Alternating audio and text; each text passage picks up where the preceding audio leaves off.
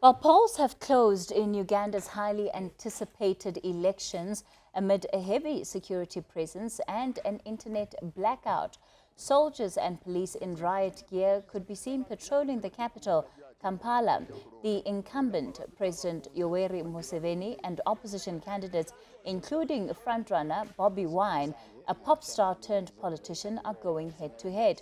The 38-year-old is taking on Museveni, who's been in power for almost as long as Wine has been alive. There are more than 30,000 polling stations with 17.7 million people eligible to vote, and results are expected at the weekend. The run-up to today's polls has been marred by violence, which saw at least 50 people killed by security forces amid crackdowns on opposition rallies, citing COVID-19 regulations. Well, let's get more on the story. We're joined by politics editor Sbu Ngalwa, who's been watching those elections take place today. Sbu, these elections take place under violence that we haven't seen in a number of years in Uganda. It's not to say necessarily that there have not been problems with other elections, but certainly the rate at which violence has been taking place seemed to have somewhat escalated this time around. And that is exactly, Kathy, with the concern for most international observers, but also the crackdown by the Museveni government on not just the opposition politicians, but also on the population, but more importantly, also the fact that he has now shut down the internet where they cannot access the social media networks. Now, to do that 2 days before an election does seem a bit dodgy, if I may say. But I think the one crucial thing is whether this election will be free and fair. And I think that's the most concerning thing coming out of here. Is part of the reason why the government has decided to shut down the elections? I remember in one of the final addresses that Bobi Wine was giving just a couple of days ago, he called on people to use their mobile phones and take their phones to voting and show what is happening in their communities and post it on social media. He said the phone was the weapon that the voters had effectively in ultimately speaking to the legitimacy of this election. Look, the official claim by the Museveni government is that the Facebook banned one of their groups.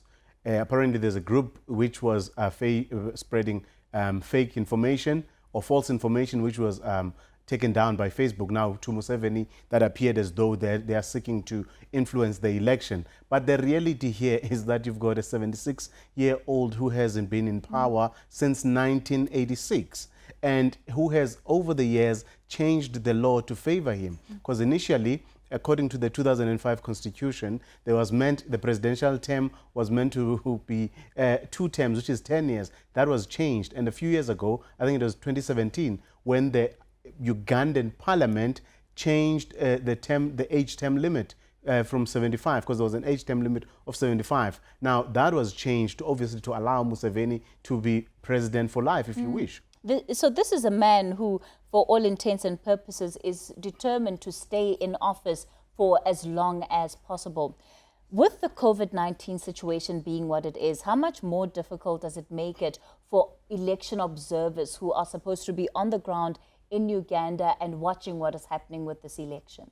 Actually, Museveni has used COVID-19 as an excuse to crack down on the opposition, where he's using it as a pretext to stop any form of campaigning or any rallies, while he himself actually has been campaigning. A number of observers have actually said that they've not been able to either get to Uganda, but they do not believe that the election will be free and fair. And I think that for someone like Museveni, he believes, actually he has said it as much, that he has called Uganda the plantation that he started and planted, that is now bearing fruit. He said when he was asked the question as to when is he leaving, he said, why should I leave now when I've done so much work? So he sees himself as the Messiah, or rather the savior of Uganda, and that Uganda owes him. So this is not a man, I don't believe this is a man who actually is ready to relinquish power through democratic means.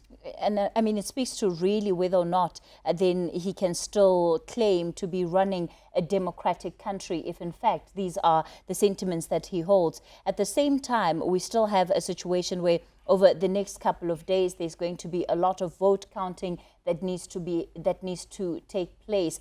At this point, how certain are the bodies that are watching these elections about the processes which are being followed? I think there's a lot of apprehension. I mean, even earlier today, we do know that the polling stations at O were supposed to open at around 6 o'clock local time. But there have been delays in the opening of voting stations, and we do know that they'll be closing at 4 p.m. Although the electoral body has said that they will allow people who are still outside polling stations to come out and vote, there has been a lot of intimidation. You know that in November last year, following the detention of Bobi Wine, there were no less than, I think there were 54 people who were killed during those riots, largely by the security forces. Now, this election takes place under that kind of that's such a climate where there is a large presence of the army and the police, which gives an intimidatory tone and also sentiment. So it will be interesting to see what happens over the election. But you must note, though, also that Museveni is ruling a country which is actually very youthful, where the average age of the Ugandans is around 15, 16 years old. So he pretty much is presiding over a youthful country, which seems now to have seen youthful or political activism among the youth on the rise because of the Bobi Wine's candidacy. Now, let's see whether this will what will pan out over the next few days, whether it will be a free and fair election. Of course, the silence coming from the AU and other countries on the continent is quite deafening in terms of the process of elections that's underway right now. Certainly, especially when international observers have expressed concern. The United Nations Secretary General being one of those who've had the European Union also join the fray. But as you are saying, there has been deafening silence from the African Union. Actually, it is quite interesting, in fact, if not alarming, that African Union would not express itself on the Ugandan elections at a time when it is talking about introducing reforms and also being about its mission for this year being about silencing the guns in Africa. When you look at what is happening in Uganda today, it's actually climate that is that creates for, I would say, it's fertile ground for a civil war. All right, let's leave it there for tonight. Sbu Ngalwa giving us his take, at least, on the elections that are currently unfolding in Uganda. A very concerning situation there, at least the environment and the climate under which these elections are taking place.